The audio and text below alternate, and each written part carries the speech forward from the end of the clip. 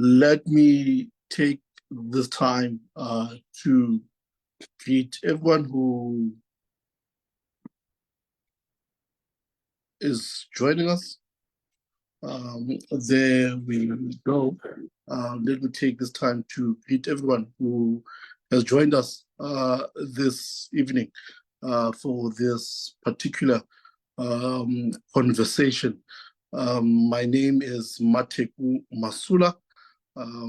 I am a minister serving in the Cape of Good Hope district in the Tygerberg Circuit, and I will be anchoring the conversation this evening.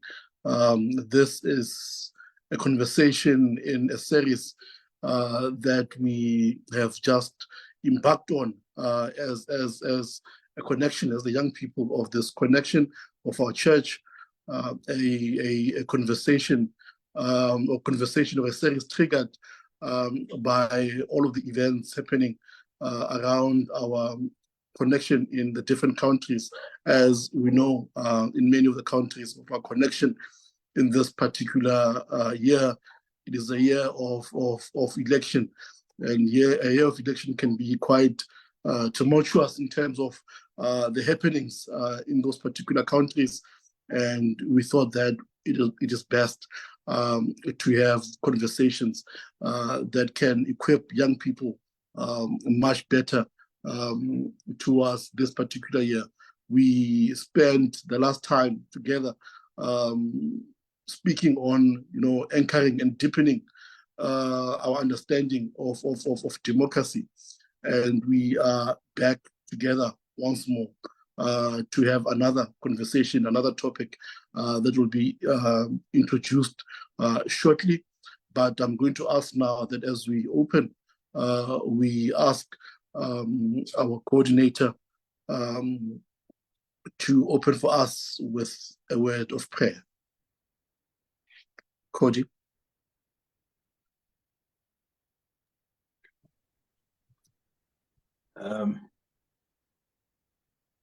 Thank you. Let us pray. Most gracious and most loving God, we come before you tonight. We give you all glory, all honor, and praise for moments of grace and love, moments of reflection on how can we be better instruments of your healing, justice, and grace on earth in our time. And so, Lord God, we pray your blessing upon this conversation tonight. May it contribute meaningfully in shaping, transforming our societies, Lord God. May it not be a ticking box conversation, but a conversation that will reawaken our conscience, our passion and commitment for social justice. Bless the contributors who will share their insights tonight, and bless the anchor tonight as he leads and guides us. These we offer them through faith in Jesus Christ. Amen. Thank you. Amen. Thank you. Thank you for coordinator for the prayer as we come into this important conversation. At this time, we are going to call upon the connectional secretary just to do a few opening remarks for us.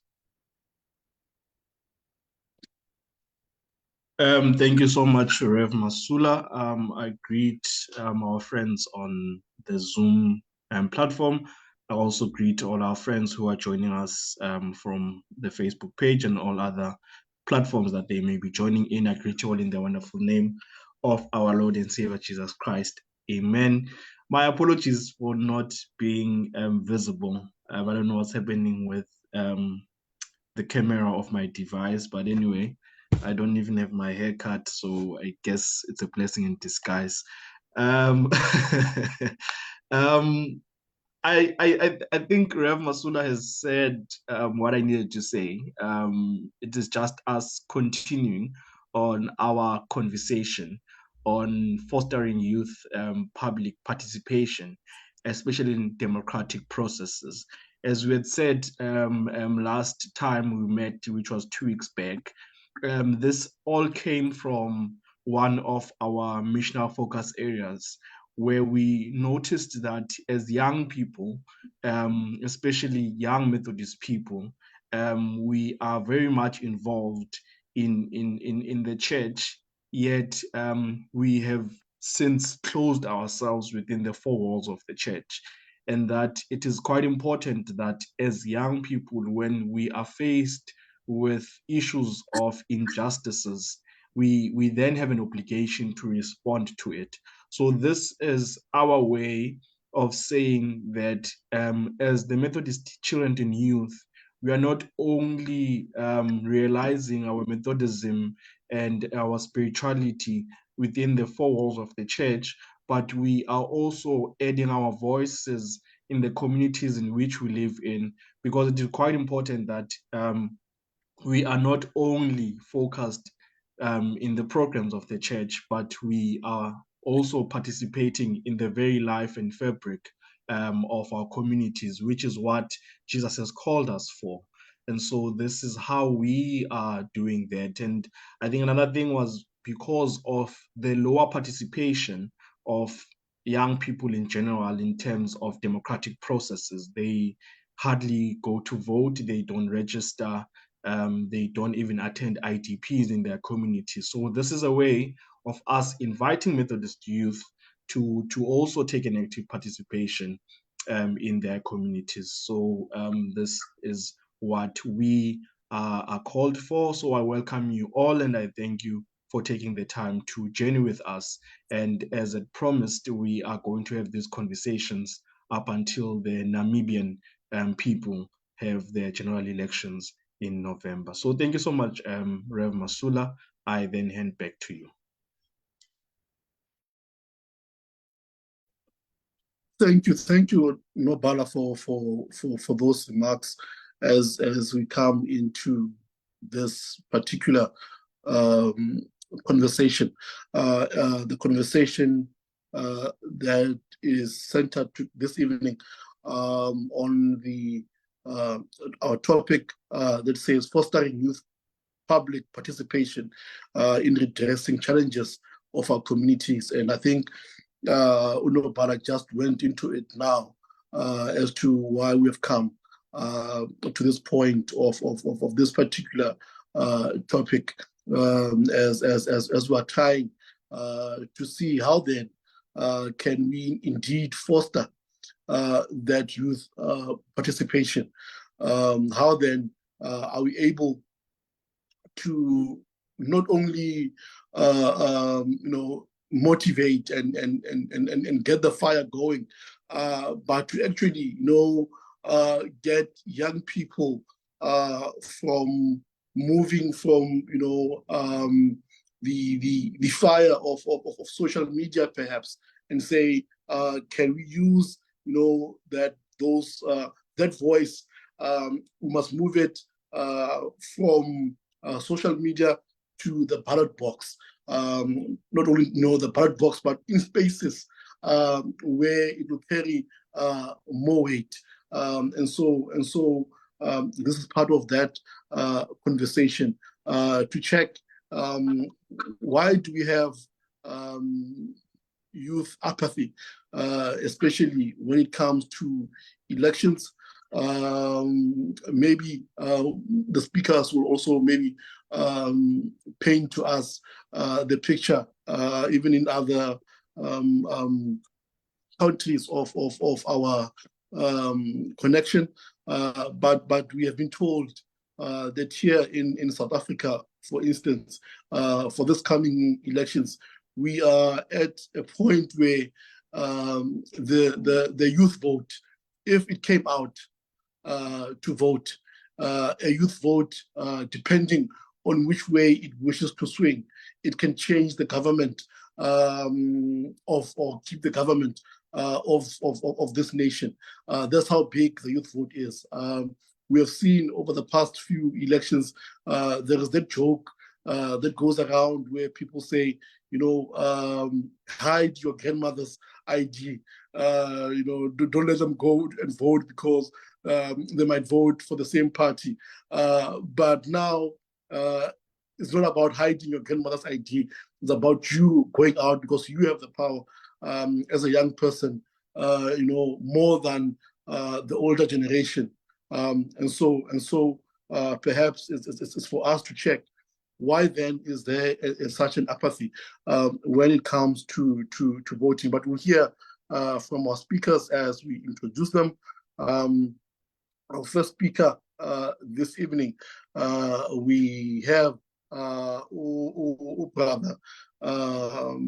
Matsebula Bulelani Matsebula, who is a young person from the Kingdom of Eswatini, an activist who is involved in the addressing of issues of injustice. And so we welcome him this evening. He's currently serving as the Hiswa Wesley Guild Vice President of the district, and so also on the Council of Churches of Swaziland. I believe in the youth forum of the Council of Churches of Eswatini, and so we are delighted to have him this evening to possibly paint a picture for us of what's happening also in Swaziland in terms of youth involvement in the social justice issues of that particular nation. And then we have Moses Anele Duma, who will also be joining us this evening. I do not have a full biography of hers as yet, but I'm sure we also have the coordinator who might speak better on her. But I welcome them both as they come to share with us this evening. Perhaps we can begin by checking with you, Brother Bulelani, in terms of how then do we begin the fostering, if we have to begin somewhere. Where do we say, this is where the nail needs to hit the head? Is there a point to start, or is the work already started? Perhaps it's about streamlining it in a way where it reaches more young people to say, there are young people who are involved in the fostering of our public participation. But where can we start? Brother Bulelani? Thank you very much, sir. I hope I am audible. Yeah, on my side, yes, you are. Thank you. Thank you so much. My greetings to the Connectional Coordinator, your executive, leadership of young people in the different structures of our connection, our economical friends and partners, my humblest greetings, friends, in the wonderful name of Jesus Christ, who is our Lord and Savior. Amen. I think for me, as a starting point, the Methodist rule of life, H is, people call Methodists to do good and to resist evil. And for me, those are open-ended statements. And we must note that when we speak to doing good and resisting evil, there are no limits to that. There are no limits to resisting evil. There are no limits to doing good. And John Wesley speaks of social holiness. One author who writes the book, John Wesley for the 21st Century, he asked the following question. He says, can I be holy if my fellow brother is oppressed? He says, can I be holy in a society full of corruption? He goes on to posit that a holy life means more than just praying, attending church, or worship. But a holy life also works with others to try and bring the political, social, and economical systems of our age into something that resembles the kingdom of God. Therefore, then it means for young people, we need to understand that our participation does not end in the four corners of the church. We need them to be active in our societies, because the church itself is part of the society. The location of the church is also in the society. So whatever that happens in the society directly affects what happens in the church. Yes, we might be holy in church through prayer for those hour or two, but when we come out of church, we need to understand as young people that we are going into the issues that are affecting other young people that are in our societies. So we must understand as a starting point that we are not immune to the challenges that are happening in society. I think for me, that can be my starting point. Thank you.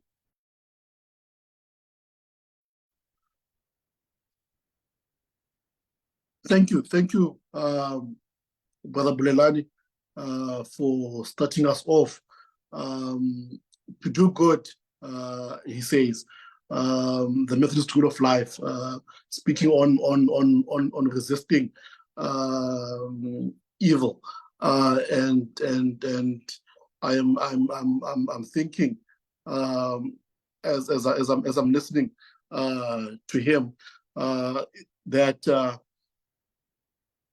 obviously the young people know the effects of corruption and evil in our communities, because it is, affecting them as well. But then it goes to what then? Where do we begin in terms of picking our role in the battle?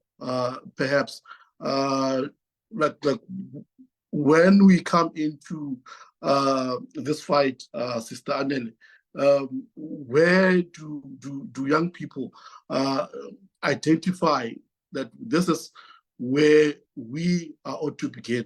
This ought to be our role in this fight.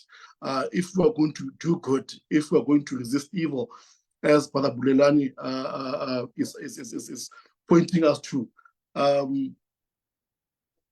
what then can we say can be the role of young people when we say, this is where we wish to start the fight, or where we have identified that we can have a greater impact?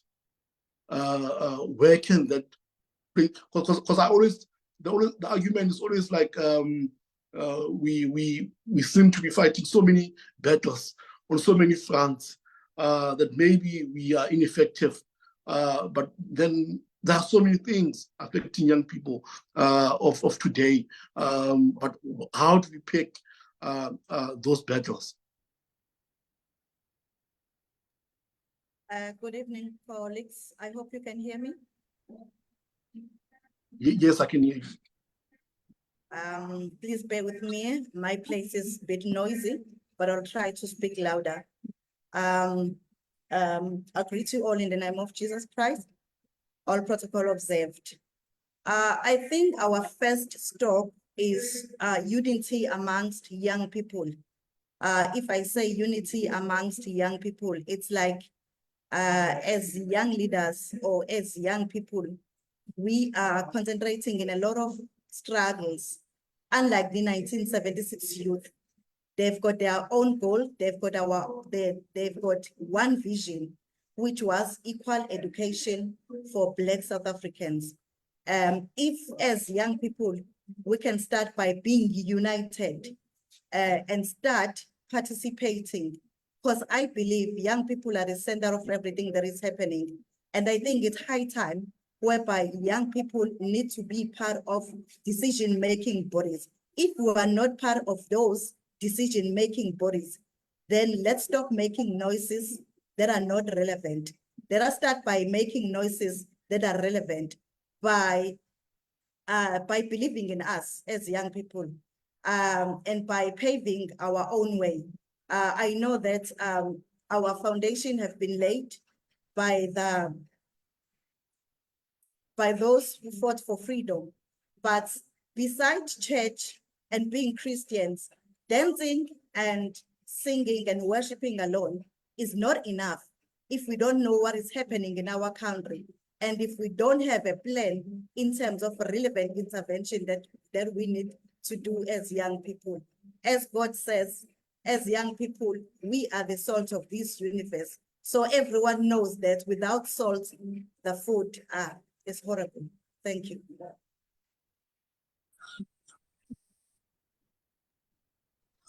Thank you, Sister Anneli.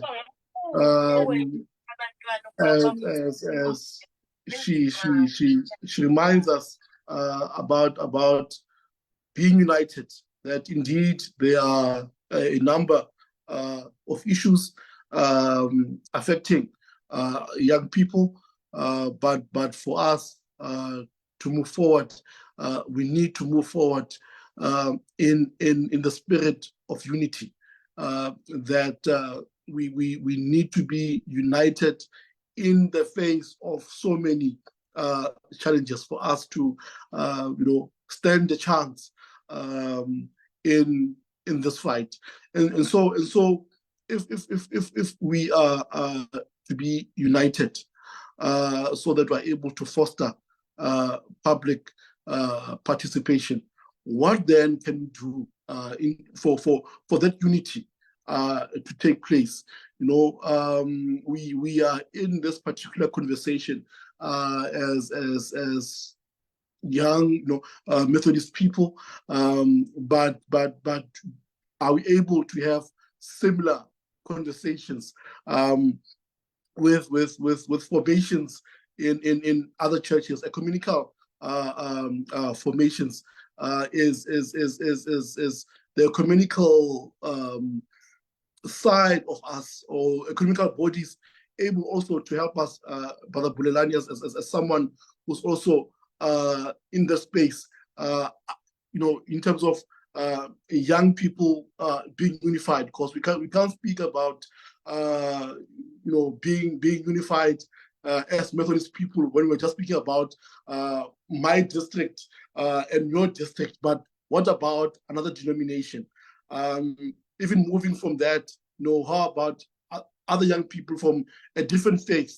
Are we able to have that unity, or is ours only when we worship, as Sister Adela said, in terms of do we only know other young people when we meet for worship, or are we able to take us meeting with the Lutherans, with other young people, our Catholic brothers and sisters, and be able to say, from that service, let us go into our communities, let us go into the streets and say, we as the young people of these different churches have said, on this particular issue, on the issue of crime in our communities, enough is enough.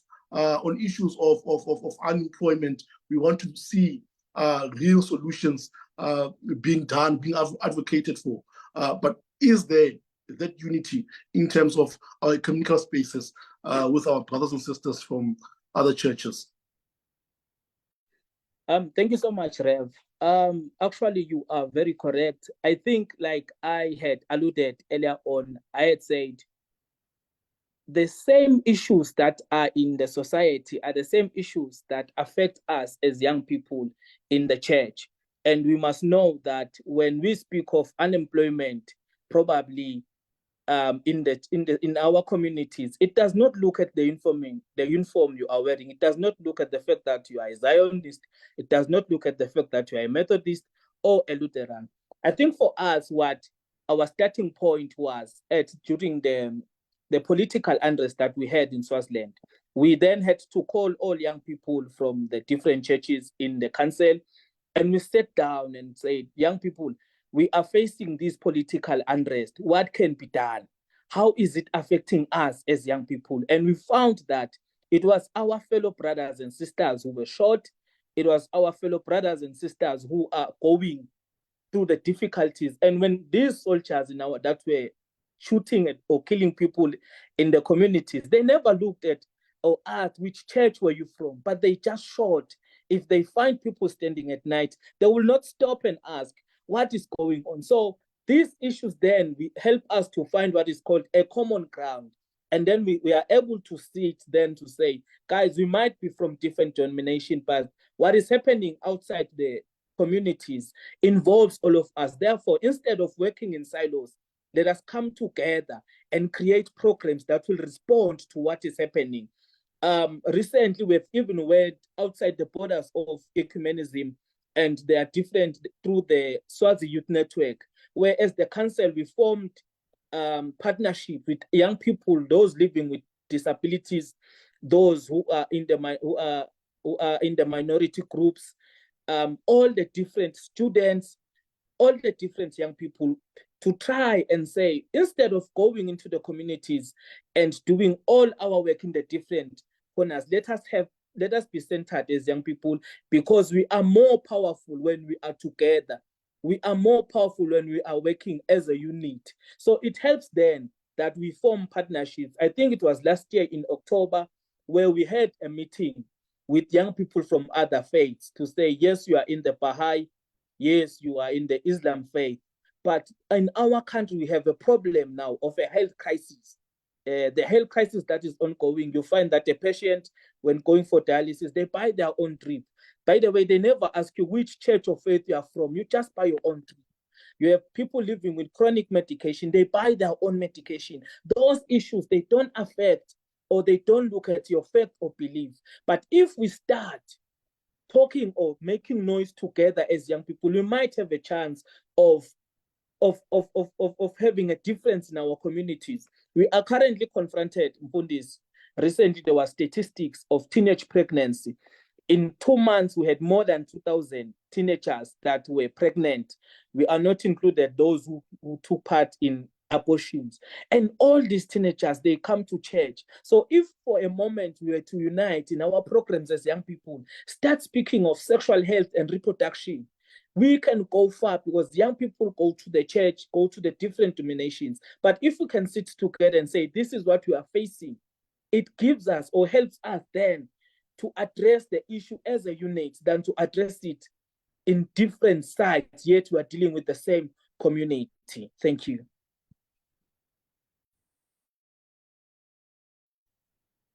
Thank you, my brother.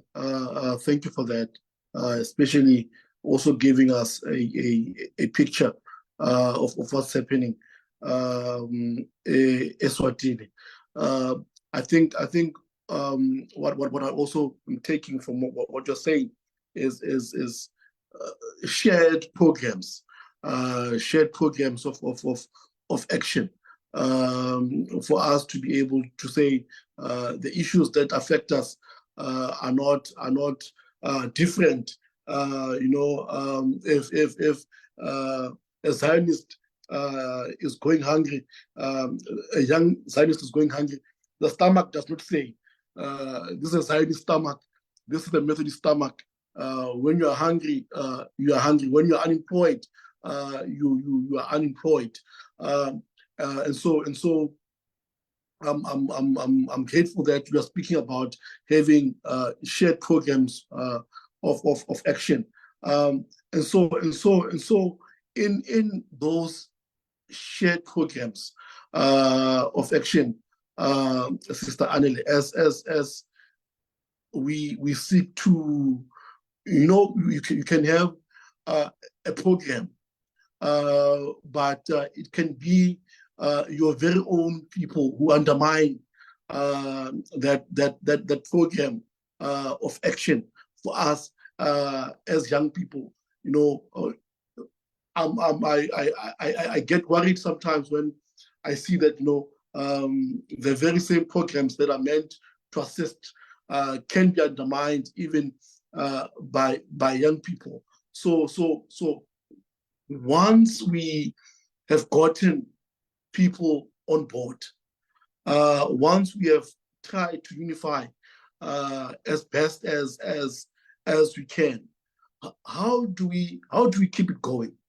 How do we sustain the good work that has already been started?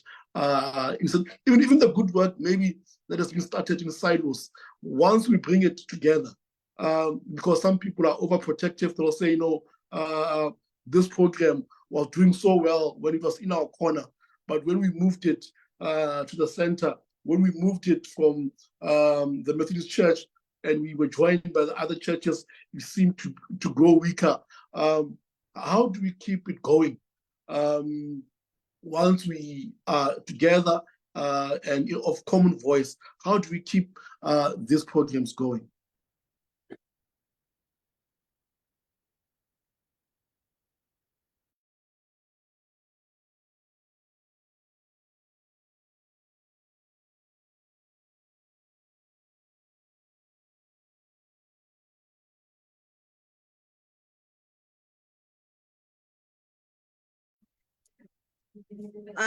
It's a pleasure to be part of this insightful engagement. I've always wanted to be part of Methodist engagement in educational sessions. I've been in communication with Spamanda, known as Dr. Spamanda Matejwa, but I don't know what happened to him, or he doesn't want me to be in his own space. I'm joking. To answer your question in terms of how do we sustain our programs and the good work that's being done in the community. Firstly, I'm coming from the movement that is called YMCA, and Anele is working for a South African Council of YMCA. So as I'm working for a South African Council of YMCA, we've got 12 local associations, which is 12 YMCA in South Africa. What we do in order to sustain our work is to equip young people. As you can see, I'm not young anymore. So my duty in YMCA, or the reason why they're still keeping me in YMCA, is because they need the information that I have to equip young people in order to be able to do what I've been doing for the past 7 years in terms of promoting civic education and participation. So since we've got these 12 local associations, we've got six in Western region, we've got 3 in KZN, we've got 2 in Gauteng region, and we've got 1 in Eastern region. So we equip these young people through the different programs. We advocate for different human rights. So in that manner, we train our volunteers, we train our coordinators, we train our project managers, so that if ever one person leaves the movement or the organization, the next person will be able to continue with the work that have been implemented on the ground. For example, we've been promoting civic education and participation for the 7 years now. With Greater Durban YMCA under eThekwini municipality, we've managed to capacitate more than 20 young people. We train them in terms of how government works and on the structures of government, also on how to engage with leaders and how to hold elected leaders accountable. After training them, we release them and let them go to their respective local areas, which we call wards, to implement the work. What is it that they do in their ward level? They look for problems or issues or community issues within their areas, and they've got knowledge on how to report those issues, like busted sewer pipes, street lights, maybe poor service delivery, and they can report to the relevant stakeholders. So if ever those members leave the local action group or leave the program, we make sure that they leave also the information behind. Like, for example, we've got 5 local action group in each ward, and we've got local action group nationally. So we make sure that they share information before leaving, and they leave the document of what they've been doing. They document everything on how and when and what were the possible solutions in terms of those issues. That's our sustainability plan. Thank you for that in-depth response. In terms of sustaining our programs, and I could hear a lot on also basically equipping young people. We often speak a lot about fostering networks as well. But are those networks able to equip young people for the challenges that they are facing out there? I wanted to start to open it to other people to ask questions. Perhaps as other questions come in, can I ask maybe the coordinator if you have some reflections as we get ready to open it to other people in the call, in terms of questions and reflections, also to our guests. Perhaps coordinator, if you have some reflections, as you've heard our speakers speaking on how we can be able to pinpoint where to begin, what are those challenges that we are facing, and going forward as a united youth beyond the borders of our denominations, and even perhaps beyond the borders of our countries, as we hear that there are similar issues that face young people across the borders. It is not just issues in South Africa or Swaziland, but I'm sure the young people in Lesotho, in Mozambique are also find themselves also confronted by these issues. Coordinator, any reflection?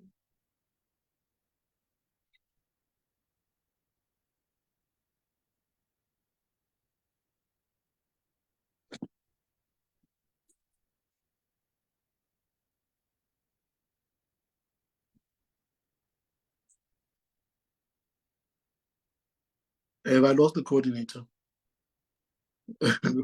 I think I lost the coordinator for a second. I'm not sure. But there's a hand from Bulelani. Oh, there's a hand from Yes. Brother Bulelani. Brother Bulelani?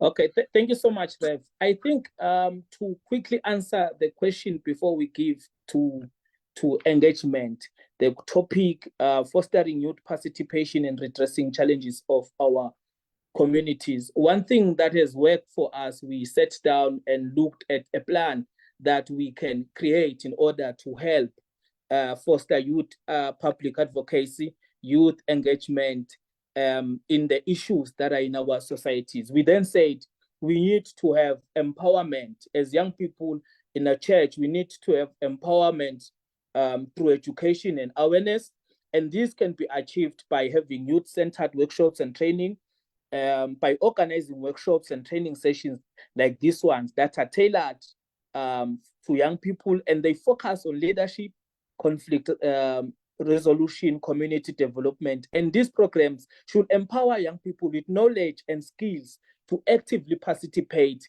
and lead in their communities. We also need to have awareness initiative. This can be done by utilizing such church platforms to educate young people about the roots and the ills that we are facing in our communities, and emphasize the importance of the role of young people in fostering and rebuilding our communities. We need to advocate for the inclusion of young people in decision-making processes. This can be done through having youth advisory council. Recently, we had an issue as young people in the country where the chairperson of the youth council nationally is somebody who's 48 years old. And how is somebody who's 48 years old representing young people when in actual fact that person is no longer in the bracket of young people? This then means we need to advocate for young people to represent themselves. Young people have the voice. They are equipped. Young people can represent themselves. We usually use a slogan, there's nothing for us without us. Therefore, no one has a right to speak on behalf of young people, but the young people themselves. We then need then to have deliberate and focused mentorship and guidance programs. This can be done by pairing young people with individuals with experience and who can offer guidance and support to help them navigate through leadership roles and community service projects. We need then to also focus on having community projects. Recently, we are currently having, in partnership with the European Union, we are having a mental health campaign on the 15th of June as the Council of Swaziland Churches, after seeing how the different issues that are in the society, that are in Swaziland, are affecting ourselves. You've got high level of gender-based violence. You've got every day you see a case of a woman has been stabbed, a woman has been raped. You've got issues of high level of unemployment. You've got high levels of drugs and substance abuse. And perhaps we thought the starting point where all these issues meet is the mental health. So perhaps the starting point is discussing issues of mental health, where we will engage. How do we then balance our anger management? How do we then balance, even in the church, how do we balance issues of spirituality and mental health? Do we need to pray for everything? Some things do not need us to pray, but they need us to sit and talk. How is it with your soul? So those are issues that we need. We also need to have strategic collaborations as young people in the church and partnerships.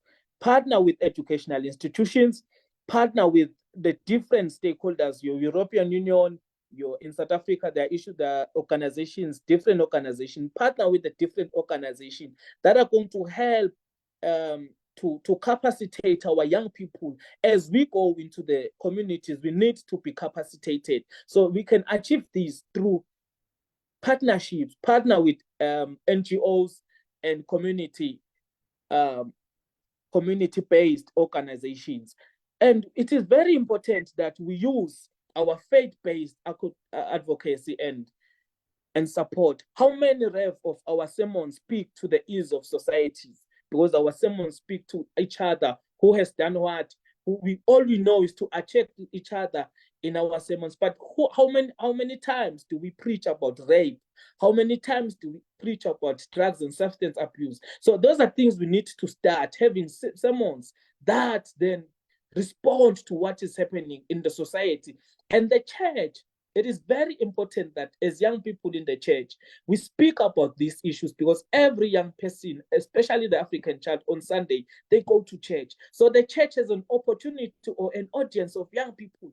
And we must know that the society is ready to teach young people these things that the church doesn't want to speak about. As I conclude, in our recent conversation, we had a conversation where we're speaking of with the leader or religious leaders on issues of sexual health and reproduction. And we said, probably it's time as a church we speak about sexual health and reproduction. And guess what they said? Then they said, no, as a church, we will be encouraging young people to take part in sexual activities. But the world is ready to teach young people these things. And the world will teach them and encourage them to be practical and take practicals, to be proactive in doing these things. Yet as a church, you teach them what is sex, how is sex. Sex is nice. You teach them those things, and also teach them the importance then of waiting for the right time and the right partner. You teach them about the consequences of engaging in the intercourse. And probably if the church can be deliberate in doing that, probably in our programs as young people, if we can start more than Bible study and stuff, we can start engaging on issues that affect young people in the society. We can have much more impact on the society. We can respond much more into the society. I understand the Wesley Guild has the community development, but how many times in our community development sees we respond to the issues of society? Because most of the time we are doing community development, we are seated in church, but we are not responding to the issues of society. How many times are we partnering with other young people to say, let us go to a certain community and speak of this? So these are things we need to start working about, so that we are proactive and we offer response to the society. Because at the end of the day, I love that Methodist Hymnal, all young people, bafuna basindile, bafuna bephilile, and we can only achieve that if we work together. Thank you so much. Wow, thank you, Brother Bulelani. I think what I'm taking from what you've given us is capacitation, you know, and equipping young people. That, you know, young people want to be involved, but most of the time, it is about being equipped for the task at hand. That there are so many issues, and they want to be involved, but oftentimes they lack being capacitated. And these programs that you have spoken about and that Sister Adele has spoken about are programs designed to equipping young people to be better ready, not to go into the fight without resources. You know, because often young people say, but we don't have the know-how, we don't have the resources for the mountain of challenges ahead of us. But I hear you guys say, you know, we have programs, we have networks that we have worked on that can be used by young people in that fight. Sister Anela, I hear that you had a presentation for us, perhaps to afford you a few minutes to also touch on it, so that we hear what more you have to say to us, and so we'll give over to you as you give us that presentation shortly. We'll also then allow people to perhaps write their questions in the chat group or wait to raise their hands. Sister Daniel? Can I get someone to share the screen?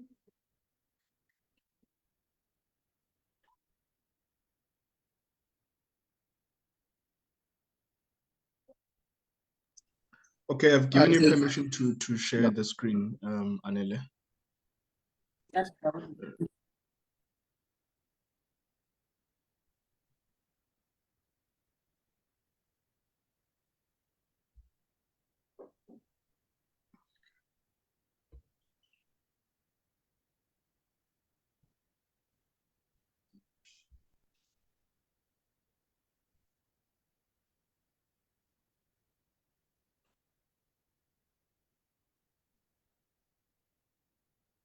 Oh, okay. Our organizational values and governance as the national movement, and also part of SADC countries. We use, can we go to the first slide whereby we have a verse? Yes, Philippians 1 verse 27, which say, conduct yourself in a manner with the gospel of Jesus Christ. Busy. Electric.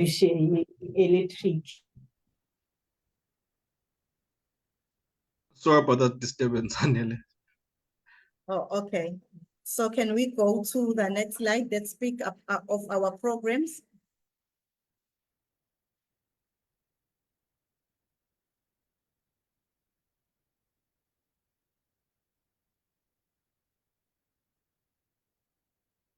YMCA's mandate is to empower youth for life, leadership, and service. So we've got Y-Zone program, which is an after-school program. We've got Youth Justice program, whereby we advocate for youth rights. We've got Y-Fit, whereby we speak about the fitness. We've got, and also Y-Health. We've got Y-Art, whereby young people use art to convey messages of GBV and other sort of issues that are within our communities. We've got civic education and S2C project, which is and from our Africa Alliance ambassadors, and we've got church exchange program whereby we exchange with other countries and our international partners. Next slide, please.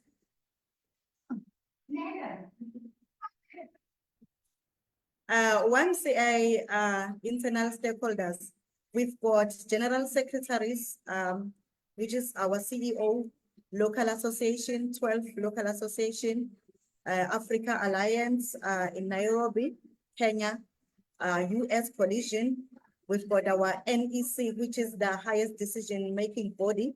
We've got SADC, YMCA, which is Zimbabwe, Zambia, Madagascar, and we're hoping soon to open the Namibia YMCA.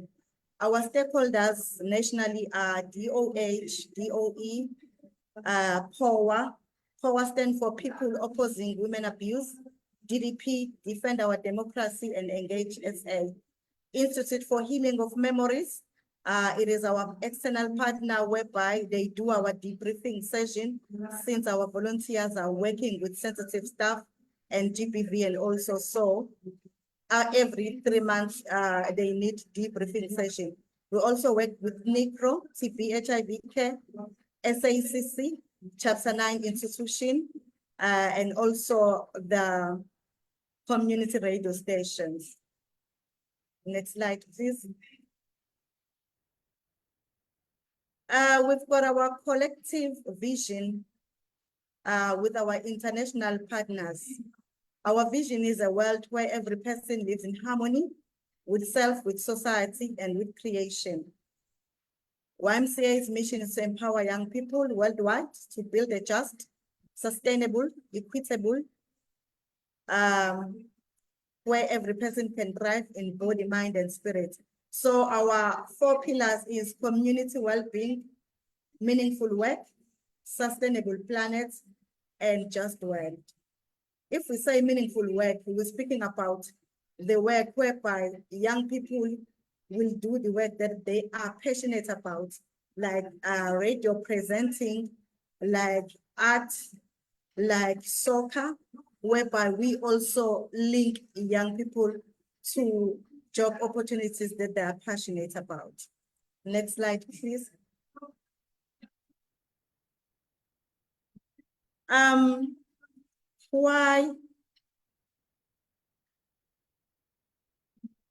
Why youth need to participate in democratic processes? To understand the roles, functions, and powers of local government.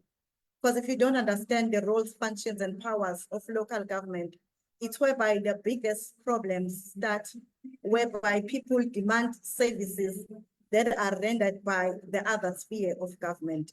So if you understand roles, functions, and powers of local government, we have an understanding of what are services rendered by each sphere, national, provincial, and local government. To understand tools for social change, if we speak about tools for social change, are the tools to hold our elected leaders accountable and to promote active citizenship and participation through advocacy. Because if we do not promote active citizenship and participation, so we will never be able to hold our elected leaders accountable. They will continue to take decisions on our behalf. They will continue to occupy seats that are supposed to be occupied by young people. They will continue to sit in the table even though they have nothing to offer. Young people need to participate in democratic processes to understand IDP and draft budget, which is done by the municipality and also on the national level, so that young people can be part of decision-making and also amplify young people voices by getting involved for responsibility and accountability purposes. In the past 6 years, our local government, let me speak about local government, they've been doing whatever they want with the budget that have been allocated to help the needy people. But because of greediness, they end up doing whatever they feel it is right for the citizens of South Africa. But since we started promoting civic education and participation, most communities are informed, so they are able to take informed decision based on human rights. Recently, we've been doing our national campaign that speaks about water and sanitation. As we all know that most of our cities are affected by the issue of no water and poor sanitation. So our campaign, we did our campaign with our national partners from other provinces like Rustenburg, Eastern Cape. Yeah, so we started with the stakeholders engagement, whereby we engaged with the leaders and gathered the community to address the elephant in the room, and also have a proper plan in terms of our advocacy campaign. What is it that we want to achieve? Our advocacy campaign was meant for every citizen of eThekwini municipality and on the national level to have running water, because we are tired of water tankers. And it was discovered that the water tankers and tenderpreneurs have been using this water crisis, to gain or to earn more money in their pocket, but selling water to those people who can afford to buy water. But they did that without even thinking for our citizens who have been voting for them. We've also did 2024 election debate, whereby we invited 7 political parties to present their manifestos, and also creating a safe space for citizens to engage with leaders prior the election, and also to promote political tolerance amongst political parties. But our town hall debate was not based on politics. It was only based on water and sanitation. We wanted all the 7 political parties to give us plans, to share their plans in terms of resolving water issue. They did make promises, of which we noted down everything that they've promised. They said that within 12 months, every citizen of South Africa will have running water. And as YMCA and other civil society and other networks and other ward councillors, we will make sure that they deliver the services.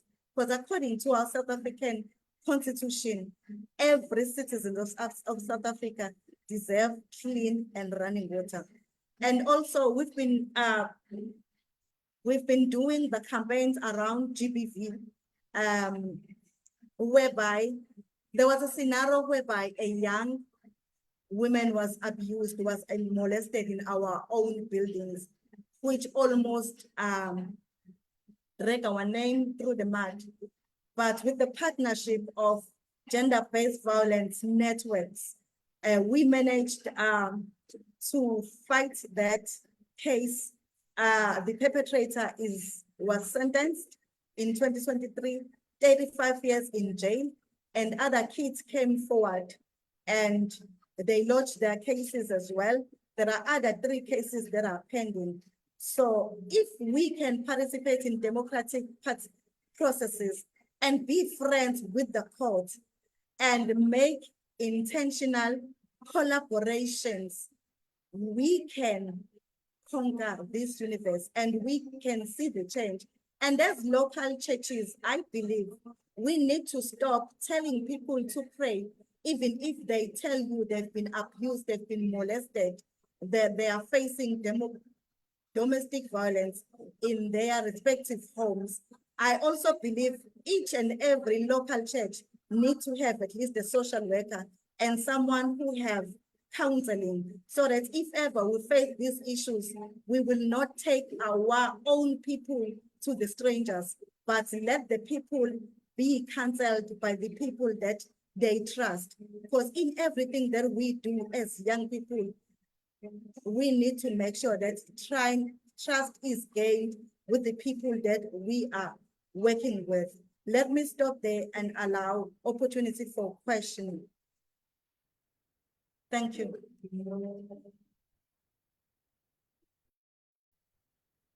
Thank you, Sister Anela, for giving us that picture, the presentation of the work that you as the YMCA are involved in on the ground.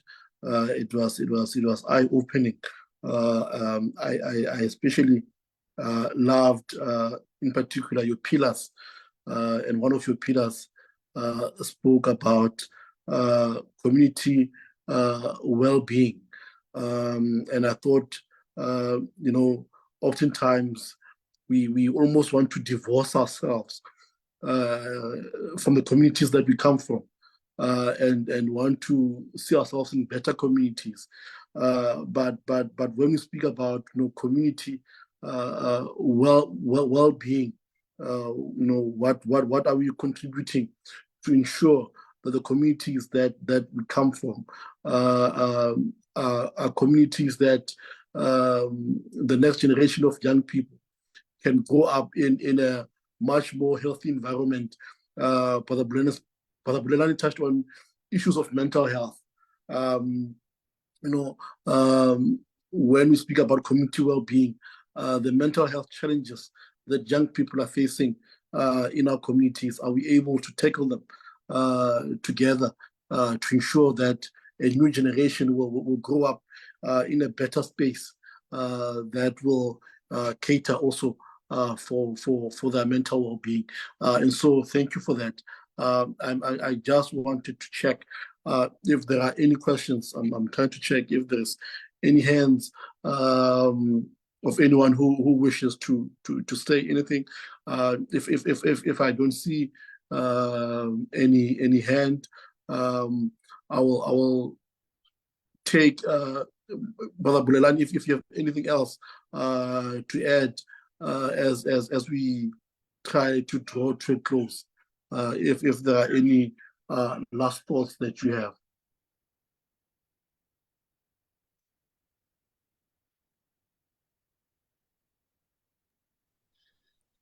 Thank you so much, Fundisi, and thank you so much to Sister Anele for the amazing presentation. I think as a parting shot, myself, is that probably as young people, we need to try going forward not to limit our involvement to only the structures of the church. And but we should also get to understand as young people that not always do even our pastors have our best interest at heart, but we've only got ourselves as young people. As young people, we have no one else but ourselves, and the sooner we understand that, the better. No one has the interest of young people at heart besides young people themselves. So then, as a result, we need to have support programs for each other as young people. Develop programs to address specific challenges that are faced by young people, be it such as educational support, such as mental health resources, such as trauma counseling and vocational training. Have programs such as peer-to-peer education that will seek to empower young people to respond to each other's programs, because we understand ourselves better. And as young people, we also look into creating safe spaces for each other. I always find it difficult when I see how we bully each other in social media platforms. Recently in Twitter, there is a lady whose tape was leaked today, and it's the same young people who are saying comments about that. And you get to wonder, is this the kind of generation that we are? Do we have a safe space as young people if we cannot create a safe space for each other? So I would love to end by saying, as young people, we are each other's brother's keeper, and we should never at any point think that being in church, being in our church uniforms makes us immune from the issues that affect young people in society. In fact, we need to be proactive in creating a better environment for each other, and no one else can do it but us as young people. Thank you so much. Thank you so much, Brother Bulelani. I have some few questions for you guys that have just come in before we go. Well, there's firstly a comment that spoke about holding government accountable in all spheres. But from what I'm hearing you guys say, I think not only just government, but the church and even the NGOs, everyone who has a role to play must be held accountable. We have a question here from Ungwane, where firstly he applauds the work that has been done by you, Sister Anele, the YMCA. And the question is, what can be done to encourage young people in economic participation in the church, and how can they be encouraged to participate in politics because it affects their daily lives? So those are the questions as to how can we motivate young people to participate in the economy and also in the politics. I think when you speak about politics and economy, those are intertwined issues. And so how do you encourage Sister Anele, young people to be involved in politics and the economic life of not just the church but the country as well?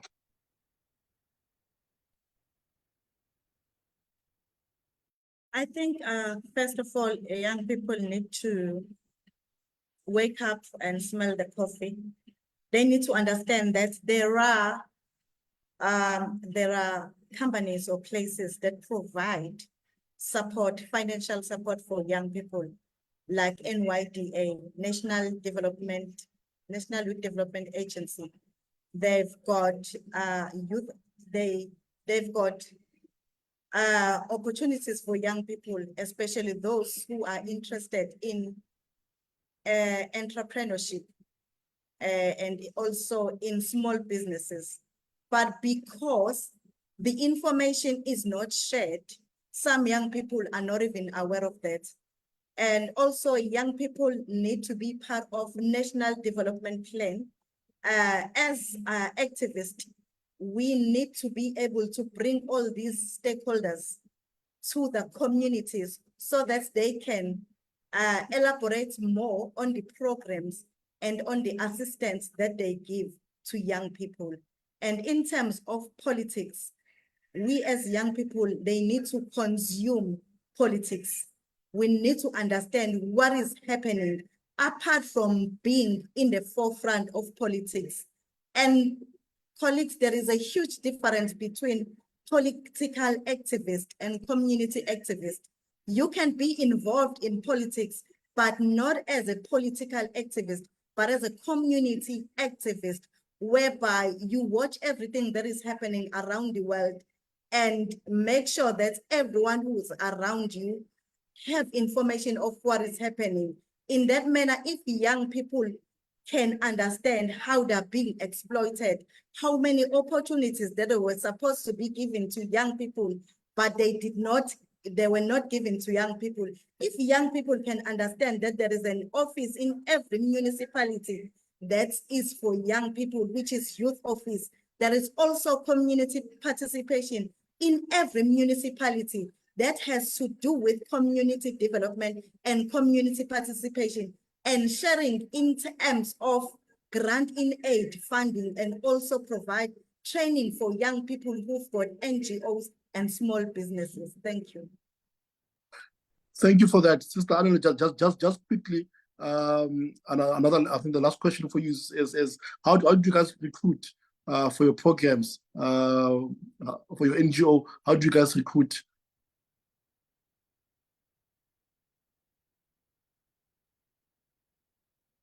I think you're still muted. Yes. Thank you. Unfortunately, we don't recruit. This is we Sizagma communities and explain our programs. Whoever is interested in voluntary, because YMCA, it is a voluntary driven organization. Even our board members are volunteers. Our decision makers are volunteers. They are not getting paid. As for young people, it depends of which programs you want to do, and you can go to the nearest YMCA in your nearest area with your CV and with your area of your interest. Since we work with kids, Y Zone, we've got youth justice, we've got arts, we've got YFIT, we've got gyms as well in YMCAs, and also civic education. So it depends on an individual. I'm not sure if Thank you for that. Thank you for that. We'll come and invade your space and recruit ourselves and get ourselves involved in the YMCA. Thank you for that.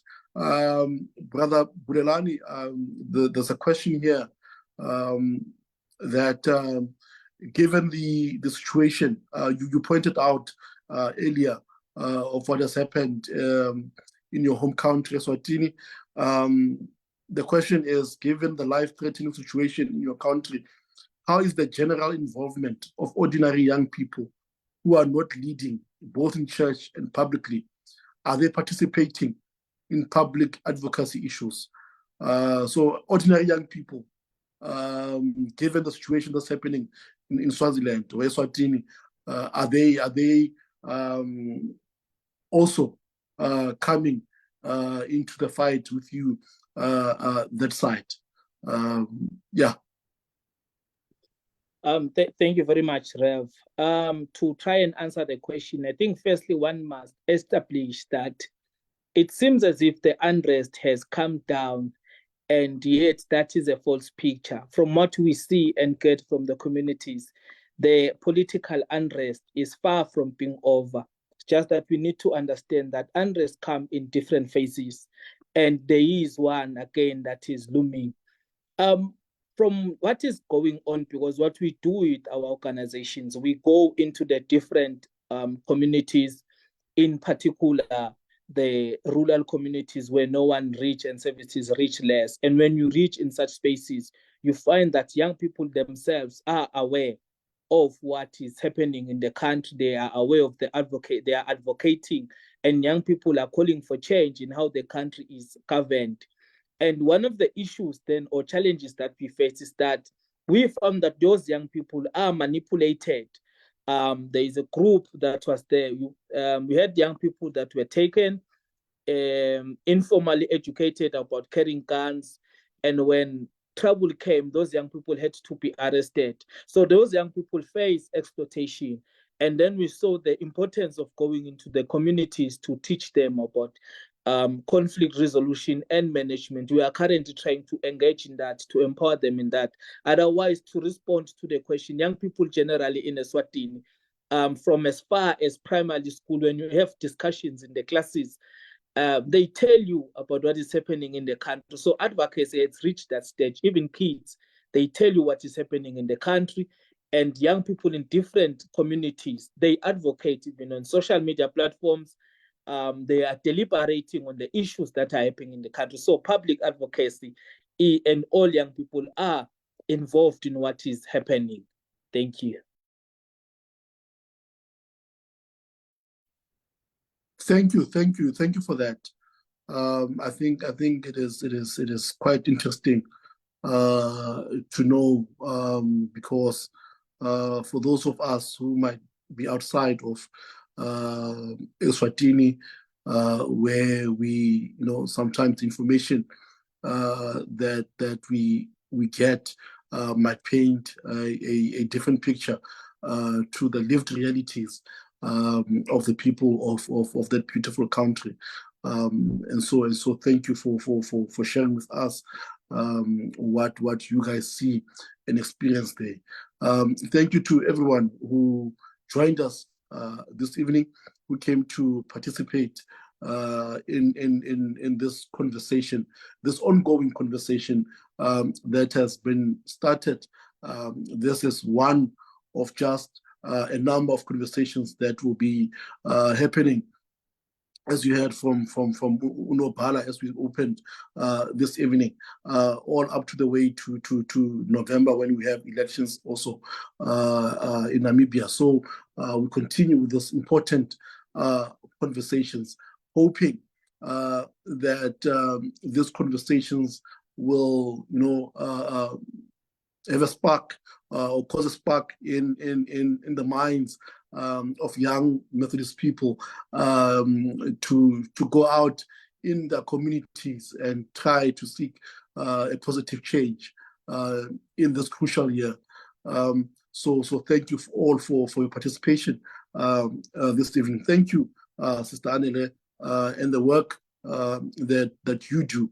Thank you for coming to join us this evening. We truly appreciate it, and we are grateful for opening our minds as to what can be done as young people on the ground. Brother Bulelani is one of our own. So we are thankful for him, and we will keep challenging him as he challenges us as well. Inside it is good to have prophets outside the temple, but it is good also to have prophets inside the temple, challenging us inside, so that we do not stop the work inside, but take the work from the inside to the outside. And so thank you, Brother Bulelani, for the work that you do. And we in prayer that we're just having Pentecost yesterday, that the spirit of Pentecost will flow from our churches into our communities, into the spaces where young people are, into the long lines of young people going to apply for jobs, young people finding themselves affected by the many issues that we face in our daily lives. We pray that the Spirit of God will reach us so that we are able to stand and say, we dream of a different South Africa. We dream of a different Swaziland. We dream of a different Mozambique, of a different Lesotho, as the Spirit of God leads us. If there's nothing from the coordinator or secretary, we're supposed to then hand over to is it Brother Aviwe, who's going to close us off with a word of prayer or grace, Brother Aviwe Mvoko, if there's nothing else from the connectional executive.